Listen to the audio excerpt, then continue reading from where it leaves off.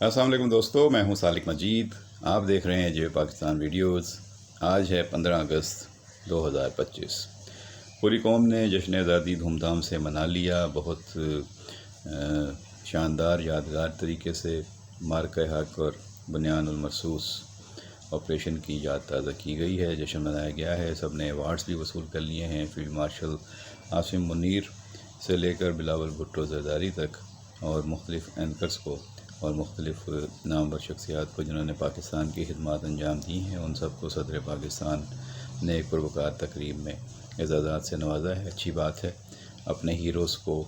ان کی حوصلہ افزائی کرنی چاہیے، ان کے خدمات کا اعتراف کرنا چاہیے، اور جس طریقے سے پاکستان کا نام روشن کیا گیا ہے،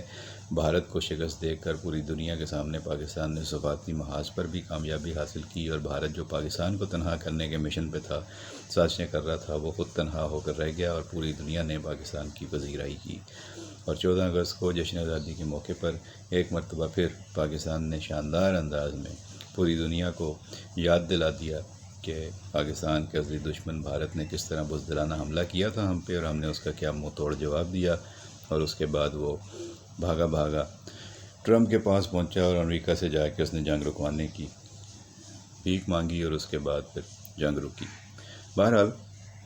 14 اگست پہ ہم نے اپنے بچوں کو، اپنے نوجوانوں کو، اپنی قوم کو اور پوری دنیا کو یہ پیغام دیا ہے کہ ہم ایک زندہ قوم ہیں اور پاکستان ہمیشہ زندہ باد، اور ہم نے اپنے ہیروز کو یاد رکھا، اپنے ہیروز کو اعزازات سے نوازا۔ وہ یقینی طور پر ان اعزازات کو ڈیزرو کرتے ہیں اور ان اعزازات کے حقدار ہیں، مستحق ہیں، اور ان کو یہ اعزازات ملنے چاہیے۔ جنہوں نے اعزازات قبول کیے ان کا بھی شکریہ، جنہوں نے اعزازات کی منظوری دی اور پھر ان اعزازات کے لیے باقاعدہ تقریب کا انعقاد کیا، وہ سب لوگ جو ہیں وہ مبارکباد کے حقدار ہیں کہ بہت اچھے طریقے سے یہ خوش اسلوبی سے یہ سارا عمل ہوا۔ اب وہ لوگ، تمام لوگ جو کسی بھی وجہ سے اس حکومت یا اس حکومت کے مختلف اداروں کے خلاف تھے، یا آوازیں اٹھاتے تھے، یا سازشیں کرتے تھے، یا سوشل میڈیا پر شور غوغا کر رہے تھے، یا فیک نیوز پھیلا رہے تھے، اب ان سب کے ہوش ٹھکانے آ جانے چاہیے، ان سب کو ہدایت مل جانی چاہیے۔ اب ان سب کو سمجھ میں بات آ جانی چاہیے کہ بھائی،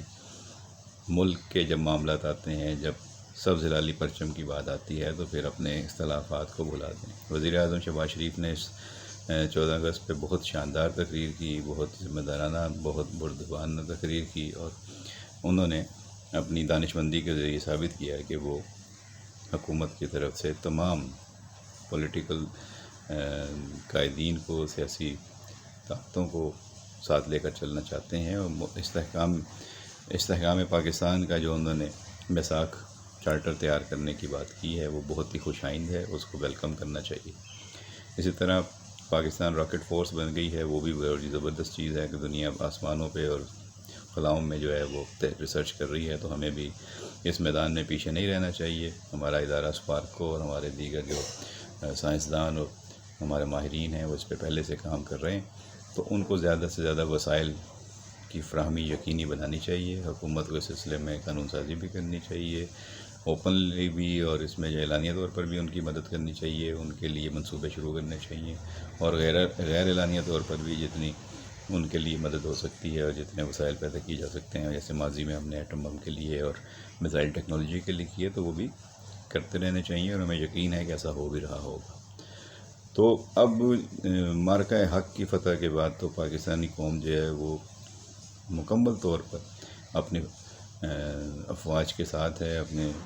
ریاست کے ساتھ ہے، اس لیے کسی قسم کا شک و شبہ رہنا نہیں چاہیے۔ حکومت کی پالیسیاں بہت زبردست ہیں، اور حکومت نے سفارتی محاذ پر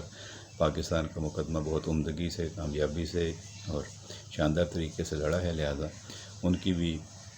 کسی قسم کی کوئی کمی نظر نہیں آتی، اور مزید چیزوں کو اور آگے لے کر وہ بڑھنا چاہتے ہیں۔ تو اس لیے اس وقت بہت اچھی ہم آہنگی ہے اور ملک میں اتحاد کی ضرورت ہے، اور جو لوگ اس وقت ایک صفحے پہ نہیں ہیں ان کو بھی سمجھنا چاہیے کہ بھائی، ملکی مفادات میں سب کو ایک صفحے پہ رہنا چاہیے، یہی ملک کے لیے ضروری ہے۔ ورنہ آپ نے دیکھ لیا کہ انڈیا نے کس طرح ہمیں جو ہے وہ انڈر ایسٹیمیٹ کیا، اور وہ سمجھ رہا تھا کہ شاید یہ انتشار کا شکار قوم ہے، ان کے آپس کے اختلافات ہیں، اور یہ ان کے ادارے بھی آپس میں جو ہیں وہ اتفاق اور اتحاد سے نہیں ہوں گے، اس لیے اس نے حملہ کر دیا، اور وہ سمجھ رہا تھا کہ بڑی آسانی سے پاکستانی قوم کو یا پاکستانی اداروں کو وہ ڈھیر کر لے گا، زیر کر لے گا، لیکن اللہ کا شکر ہے کہ یہ ساری غلط فہمیاں، خوش فہمیاں جتنی بھی جو بھی سوشل میڈیا کے ذریعے پھیلائی گئی تھیں فیک نیوز، وہ سب غلط ثابت ہوئیں، اور پاکستانی قوم متحد ثابت ہوئی، اور پاکستان کے ادارے بہت ہی تیاری کے ساتھ تھے، بھرپور تیاری کے ساتھ تھے، بھرپور طاقت کے ساتھ تھے، اور پوری صلاحیت کے ساتھ انہوں نے جواب دیا، اور انڈیا کا منہ جو ہے وہ انڈیا کو منہ توڑ شکست ہوئی، اور وہ ہر جگہ شرمسار ہو رہا ہے، شرمندہ ہو رہا ہے، اور کسی کو منہ دکھانے کے قابل ہی نہیں رہا۔ تو یہ تو ہے جشن آزادی کے موقع پر جو اعزازات دیے گئے ہیں اس حوالے سے۔ اب یہ جو جشن آزادی کے ساتھ ساتھ ایک اور پہلو جڑا ہوا ہے جس پہ ہم بات بھی کر رہے ہیں کہ بے تحاشا ہوائی فائرنگ کی گئی ہے، بے تحاشا ہر شہر میں، ہر علاقے سے یہ رپورٹس ملی ہیں کہ یہ بہت سے لوگوں نے جشن منایا ہے، لیکن ہوائی فائرنگ بھی کی گئی ہے۔ صرف کراچی کی مثال لے لیں تو کراچی میں کل ہی میں پڑھ رہا تھا کہ 53 لوگ زخمی ہوئے ہیں، جس میں سے 3 لوگوں کی جان چلی گئی ہے ہوائی فائرنگ کے واقعات سے۔ تو یہ اس پہ دل دکھتا ہے کہ یہ ہم کیوں کرتے ہیں،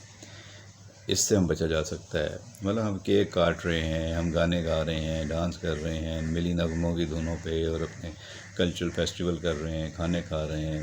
اور اس طرح کی چیزیں کر رہے ہیں، یہ تو ٹھیک ہے، لیکن یہ ہوائی فائرنگ کا جو جنون ہے نا، اس کو کسی بھی طریقے سے اپریشیٹ نہیں کیا جا سکتا، خاص طور پہ جب لوگ زخمی ہو کر اسپتالوں میں پہنچتے ہیں، اور خاص طور پہ جن لوگ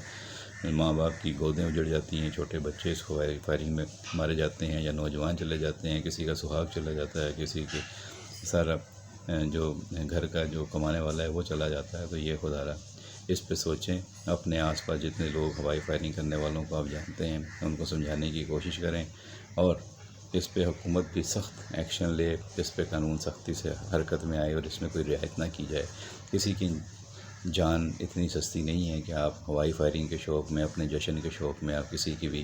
جان لے لیں۔ اس پہ کوئی رعایت نہیں ہونی چاہیے، اور اس پہ جو ہے وہ سختی ہونی چاہیے، اور اس پہ آپ کو اسکولوں کالجوں میں بھی سمجھانا بھی چاہیے، اور گلی محلوں میں، اور اس میں مساجد میں، اور جو بھی ہماری سیاسی اور مذہبی تنظیمیں ہیں انہیں بھی اپنے لوگوں کو سمجھانا چاہیے کہ وہ خود بھی ان چیزوں سے باز رہیں، اور اگر ان کی نظر میں اس طرح کے جو لوگ ہیں ان کی نشاندہی کریں، ان کو سمجھائیں، اور پولیس اس سلسلے میں حرکت میں لے۔ یہ پولیس کی بنیادی ذمہ داری ہے کہ وہ اپنے علاقے میں کیسے ہوائی فائرنگ ہونے دے رہی ہے، کیسے انہیں پتہ نہیں چل رہا کہ کون لوگ ہیں۔ تو اگر لوگ ان کو بتا نہیں رہے تو لوگ ان پر اعتبار نہیں کر رہے، اور اگر انہیں خود نہیں پتہ چل رہا تو ان کا انٹیلیجنس نیٹ ورک پھر کہاں گیا۔ تو یہ انتظامیہ کو اس پہ سخت ایکشن لینا چاہیے، اس پہ کسی قسم کی رعایت نہیں کرنی چاہیے، اس پہ میں سمجھتا ہوں کہ کوئی معافی نہیں ہونی چاہیے۔ اب جا کے ذرا ان اسپتالوں میں دیکھیں نا جو ہوائی فائرنگ سے زخمی ہوئے پڑے ہوئے ہیں، ان بیچاروں کا کیا قصور تھا؟ وہ کوئی اپنے کسی کام سے جا رہا تھا، کوئی اپنے کسی کے لیے دوائی لینے جا رہا تھا، کوئی کھانا لینے جا رہا تھا، کوئی اپنے کام پہ جا رہا تھا، یا کوئی اپنا کام کر رہا تھا، تو اس کو آگے گولی، جسے اندھی گولی کہتے ہیں، وہ آگے لگی ہے۔ لوگ چھتوں پہ تھے یا ٹیرس میں تھے، وہاں پہ آگے گولیاں لگیں۔ تو یہ ساری چیزیں جو ہیں یہ اس کی اجازت نہیں دی جا سکتی، نہ ہی کوئی مہذب معاشرہ اس کو برداشت کرے گا، نہ ہی اس کی کوئی اچھی مثال دی جا سکتی ہے۔ اب یہ بھی دیکھنا ہے کہ یہ اتنی ہوائی فائرنگ ہوتی ہے تو اتنا اسلحہ کیسے سر عام لوگوں کے پاس موجود ہے، یا ان کو اتنی گولیوں اور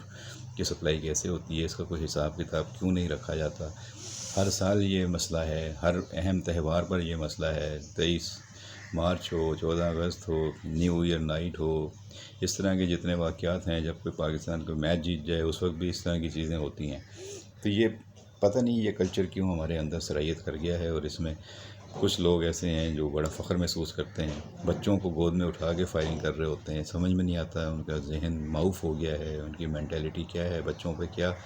اثر دکھانا چاہتے ہیں۔ علاقے میں وہ اپنی طاقت، اپنی برتری، اپنا دبدبہ ثابت کرنے کے لیے ہتھیار لے کر گھومتے ہیں، اور سر عام فائرنگ کرتے ہیں، اور کھلے عام فائرنگ کرتے ہیں۔ شادی بیاہ میں یہ کچھ ہوتا ہے، اور پھر کتنے ہی واقعات ہو چکے ہیں جس میں بارات کے جو شامل تھے لوگ وہ ان کی زد میں آ گئے، کچھ واقعات میں تو دلہا بھی زخمی ہوا۔